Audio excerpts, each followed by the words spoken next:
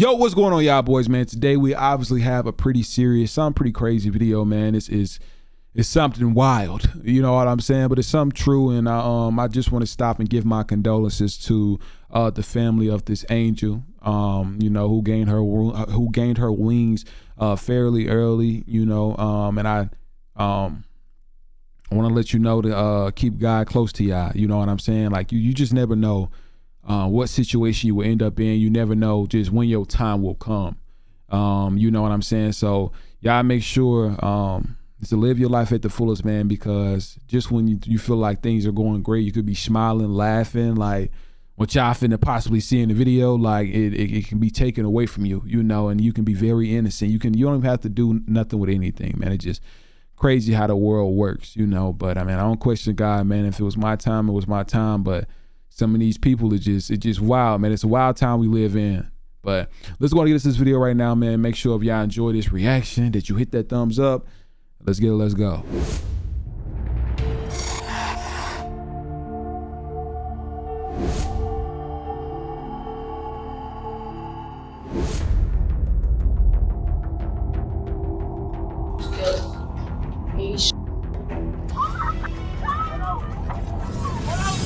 This is 20-year-old Tanisha Hammonds with her 8-month-old son. 2 days before Christmas Day of 2018, her life came to a brutal end while she was recording a Facebook Live video. But Tanisha's death stood at the end of a long list of tragic tit for tats. In a hopeful scenario, her shocking death was a wake-up call for the rough Bloomfield crowds. Shaking my head, beautiful young girl, man, beautiful young lady. In a more pessimistic scenario, it was another victim of an endless, senseless war. Tanisha never got to see her baby grow up, and she was not the only one in her family whose life was cut short in a brutal, senseless way. And yet, after her death, people seemed more interested in her last Facebook Live than in her poor, grieving family. So why did Tanisha die? And what are all of the events that led to her untimely demise? This is the full story of Tanisha Hammonds. Today's story, you guys, takes us to Macon, Georgia, home to the Allman Brothers.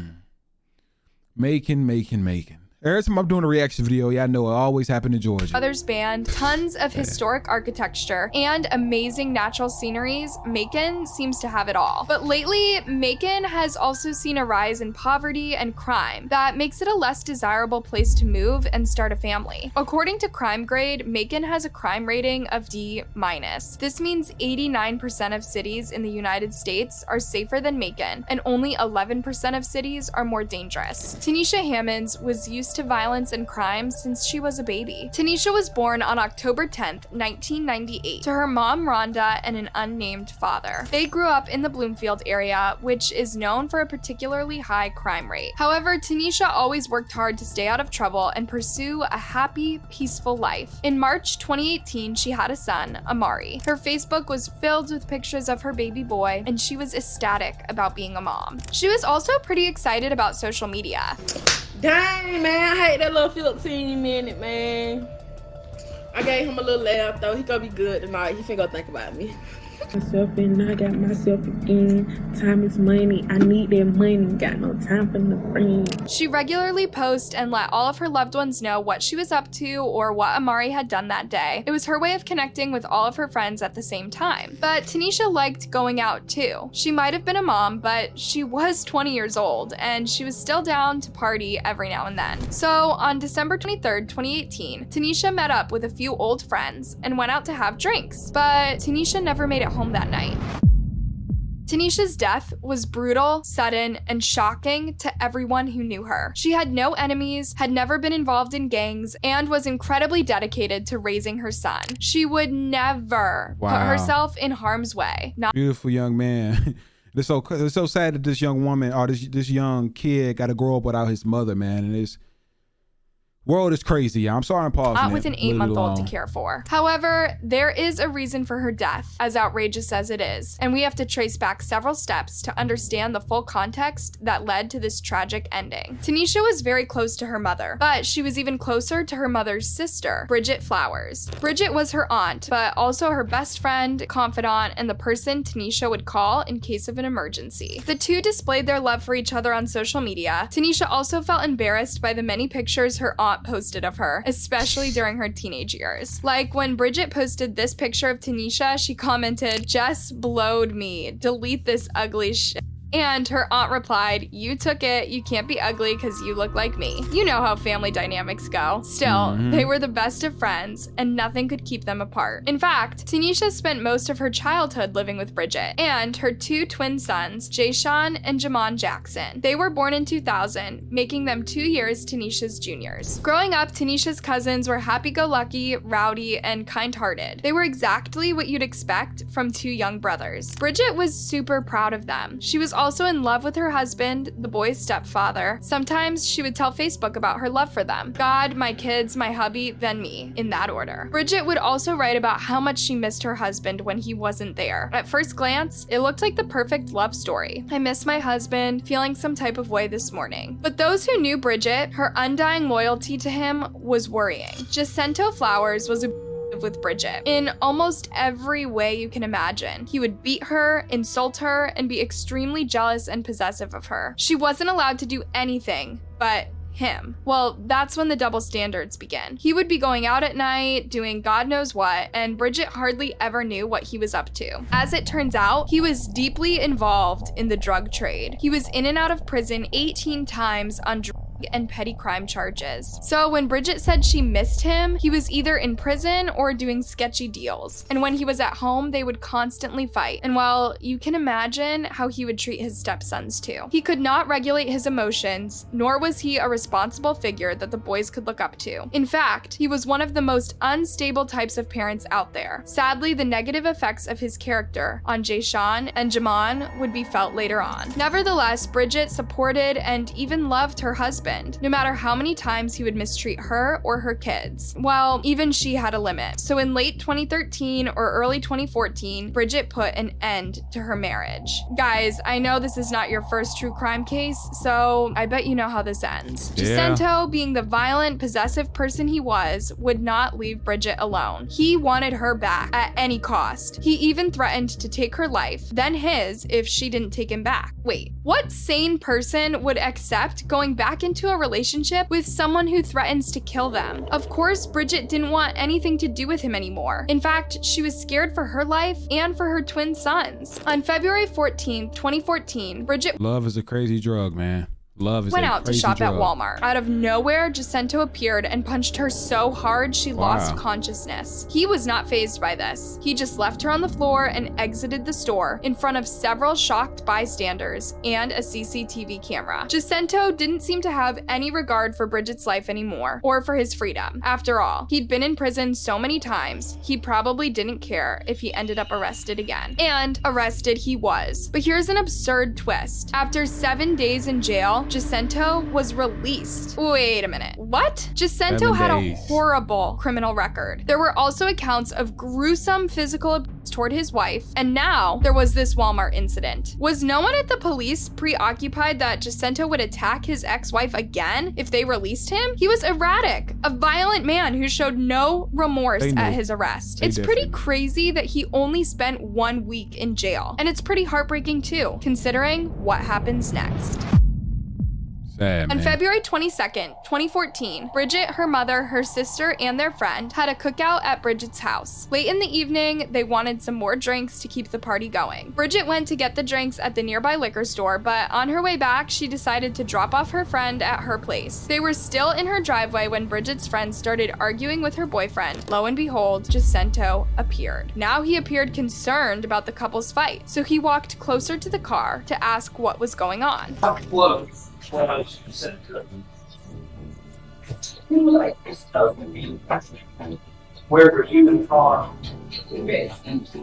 A second later, Jacinto seemed to distance himself from the fight. He took a step back, pulled out his gun, and shot Bridget in the face. Wow. She died on the spot, in front of all of her friends and family. Her Wow. poor sons would find out about this in just a few hours. Jacinto was arrested that night. Some people couldn't believe that he'd kill Bridget less than 24 hours after his release. Wow. Other people couldn't believe he was released in the first place. Sickeningly, he showed zero remorse again. In fact, fact, he seemed pretty proud of his deed. Just look at his face during the trial. This is the expression he gave Bridget's family. This is how much he cared for his wife. The wife that stood by him and gushed over him on Facebook for years on end. Jacinto will spend the rest of his life behind bars, but his horrible legacy left many holes in the family. You know, once you get tired, you're tired, you know, and she was tired of it. She was like, well, I'm done with you. But I still don't know from this day to that one what would possess you to just kill somebody you say you love so much. And in a dark and disturbing way, he started the domino effect that ended with Tanisha Hammond's death. Wow. Mother Tanisha and was daughter. devastated to hear about her aunt's death. It was so infuriating too. She had tried so hard to get away from his toxic behavior, and the police didn't help with the situation at all. She wrote on Facebook, "I lost my auntie, and that up my family. Used to see her every day, and now we say RIP. That because he knows he took part of me. I close my eyes to go to sleep and see him in my dreams. Hard for my grandmother to keep her head up. We see him in court and he smiled at her. How TF you live with some shit like that, especially when you said you loved her and had her back. But it's a cold world and them big facts. I can't blame you though. I knew you was a rat." Exactly. How can you say you love someone and then take their life when they ask you to set them free? A few years later, Bridget's family started a lawsuit against the Bibb County Sheriff's Office, stating Jacinto should have never been granted bail after 7 days. They had all the information they needed about his history. They could have made an informed choice and kept him locked up. And then there were Jayshawn and Jamon. The twins had had Jacinto as their dad for most of their lives. They'd learned to trust him and look up to him, even when he was at his lowest. Now he'd taken their mother away in such a brutal way, and they were only 14 years old when it happened. It's unknown how much they showed or expressed their grief. What is known, however, is the way they acted it out. Jayshawn and Jamon went off to live with their grandmother, but at the same time, they joined a terrifying gang in the Bloomfield area. Now they would occupy most of their time getting into fights with rival gangs, and it would be one fight at Northeast High School that would have a tragic butterfly effect on their entire family. When they were 18, Jayshawn and Jamon had started a feud with 16-year-old Kendrick Davis. Jamon had seen Kendrick streaming on Facebook Live. He was bragging about firing his gun at the houses of Jamon's friends. Jamon was so angered by this, he wanted to get his revenge. See? And you know how gang violence often... I didn't want to start this, y'all, because I don't want to keep pausing, but I'm going to save what I was going to say.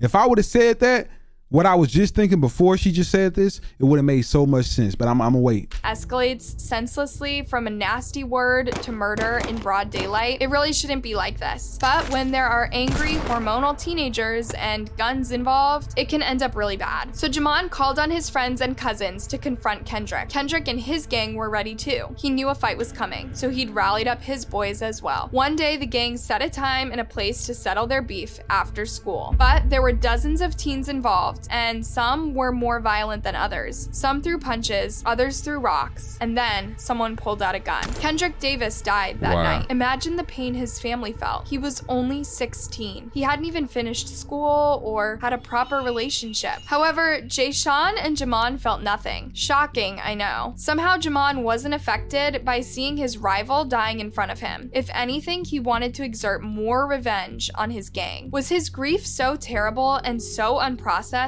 that this was the only way he could cope with it? A few days after Kendrick's death, the twins and their gang went to Kendrick's house to do a drive-by shooting. Kendrick was gone, but his mother was there. Imagine what this did to her after she'd already lost her son. Jamon and 3 boys from his crew were arrested that night. They were charged with homicide and sent to prison for a long time. But the tit for tat doesn't stop there. Jamon had really poked the tiger coming to Kendrick's home after he'd already been killed. His friends were now out for blood. There was still Jayshawn to punish and several other gang members. And so our story finally... It was that scene from Don't Be a Menace, y'all. Yeah.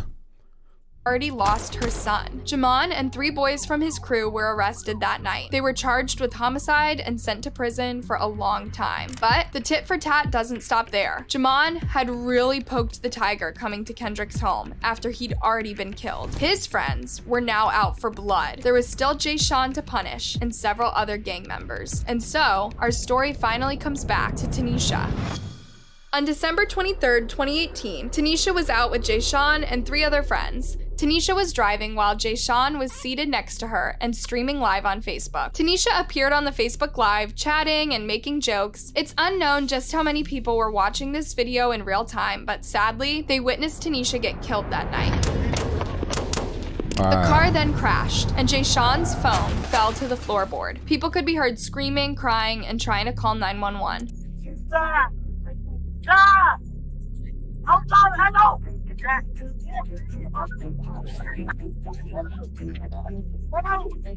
I need help! Don't do it for your road! Heartbreakingly, Tanisha bled out in front of her loved ones within a matter of seconds. By the time the paramedics arrived, it was already too late to save her life. She was pronounced here behind us here at 8:50. Tanisha was killed by a member of the twins' rival gang. He mistook Tanisha for Jayshawn. Poor Tanisha had been surrounded by gang violence since a very young age. There are rumors of her father being involved in some illegal business, and her brother DeMarcus was part of the twins' gang and was arrested after the drive-by shooting. Then there was Jacinto and Bridget's tragic death. And yet she had steered clear of gangs and drugs throughout her whole life. Now she was a mother. She wanted nothing else than to love her son and to see him grow up. Tanisha was just at the wrong place at the wrong time, in a world filled with vengeful, violent people. Just like Jayshawn and Jamon once had to do, baby Amari would go on to live with his grandmother. He will never remember his mother. He was only 8 months old at the time of Tanisha's murder. But this is not the end of Tanisha Hammond's story, because what happened next was another proof that we live in a messed up world. News of Tanisha's death and the haunting Facebook Live video made headlines throughout the country. This sparked the old conversation about gun violence. It was a particularly relevant conversation for the communities of Macon and Bloomfield. In 2018 alone, 40 people lost their lives to homicide by gun in that neighborhood. Tanisha was the 40th. However, this was, as always, a conversation. Nothing was done to make Bloomfield safer, and nothing was done to bring Tanisha's killer to justice. You heard right. Jayshawn went to the police that night to tell them the whole story of their gang feud. He said he was certain it was someone from Kendrick's crew that offed Tanisha in an attempt to kill him. The police made a list of potential names and promised to follow up. However, there was no hard evidence linking anyone to Tanisha's death, so the case went cold and no one was ever arrested for it. Even after Kendrick's crew did a drive-by shooting of Tanisha's mother's house, the police didn't get involved. I know, disgusting. Tanisha's poor mother lived in fear for her life too. When she was contacted by the media for comments, Rhonda said she couldn't show her face on camera. They also declined to speak on camera, saying they were fearful for their own safety since the killer could still be on the loose. Other people in the neighborhood were just as secretive. They even feared that ratting the killer out to the police could get them a death warrant. Some parents refused to let their kids out to play anymore. It's sad, you know what I'm saying? The world. Come out and play, but it's just too dangerous right now these days. Sadly, people's fear only worked in the killer's favor. Eventually, Rhonda converted her daughter's Facebook page to a memorial page. 3 years after Tanisha's death, Rhonda wrote, "3 years ago, I got the worst news a mother could receive. You were gone. My best friend, my oldest child was gone. It seems like it was yesterday, and I have to ask God why so many times. You don't supposed to do that. He needed you more, I guess. Rest on, baby girl." As if the lack of justice for Tanisha wasn't messed up enough, here's another cut to the story. A young mother shot to death just days before Christmas. The whole thing caught on camera, and that video somehow made its way online and racked up more than 200,000 views. Yep, instead of remembering Tanisha for the bright, kind person she was, or instead of supporting her family through this horrible time, people seemed much more into finding the video of her death. Facebook soon took the horrifying video off the website. But you know how when you post something online, it doesn't really disappear with a simple delete? People can download it before you delete it, and before you know it, the video resurfaces on the dark web. Soon after Tanisha's murder, a website called Fly Height uploaded the terrifying Facebook Live video. Millions of people watched the video over and over again. That morbid curiosity prevailed over her family's repeated pleas to delete the video. You emailed flyhigh.com and said, you know, once it's on the internet, it's out there. But I'm like, much damage control y'all could do, please take it down. Tanisha's would-be sister-in-law, Sarah McMiller, explained she tried hard to take the video down, but it kept popping up on various shady websites. Her biggest concern was Tanisha's baby son growing up to see the gruesome way his mother died. Amari's not gonna be a baby forever. Her son's gonna have a social media one day. I would hate for him to come across You see the that with that video. mother? If you Yeah. have a heart, take it down. Think of her child. If you won't take it down for anybody else, think of her mother and her child. It's really sad to watch how more people go for the immediate satisfaction of watching something this dark and brutal rather than respecting a grieving family's pleas. Also, is there that much satisfaction in watching someone get killed on camera? If I were you, I wouldn't go looking for things like this online. There's no good that can come out of seeing real life violence. Thankfully, Fly Height took the video down some months later. Isn't it super scary that a video you don't want online could make its way to so many websites? According to an expert in online safety, if you're the one who recorded that video, you're its rightful owner. So you can ask any website to take it down. So you could absolutely go to a website and say, I have copyright in this particular video. There is a copy of that video located on your website. I'm the copyright owner and I want it taken down. But what if it's a video of you, not recorded by you? This was the tricky case of Tanisha Hammonds. She was not around anymore, and the video had been recorded on Jay Sean's phone. Tanisha's Facebook Live craze seems to be over, but for Tanisha's family, the story is far from over. First and foremost, they want justice for her. Exactly. How can you move on and heal your wounds when nothing was done to arrest your loved one's killer? This is one of the things that makes Tanisha's death so tragic. The other factor is the incredibly complicated sequence of events that led to her murder. There wasn't just one person responsible. From the inherited trauma of living in a rough neighborhood to Jacinto, several people can be held accountable for Tanisha's death. Jacinto was a terrible role model for Jay Sean and Jamon. Then he killed their mother. He left a huge hole in their lives and pushed them to a violent lifestyle where they could channel their repressed anger. Then the twins escalated a feud until it ended with murder. Then they escalated it some more, and it was Tanisha who paid with her life. Will this tragic death act as a wake-up call for the Bloomfield teens involved in gangs? Is this enough to get people thinking or make them feel remorse for their violent style? Or is Tanisha just one short chapter in an endless book of gun violence and gang feud? Man, to be 100, y'all, I personally feel like that this is not the end.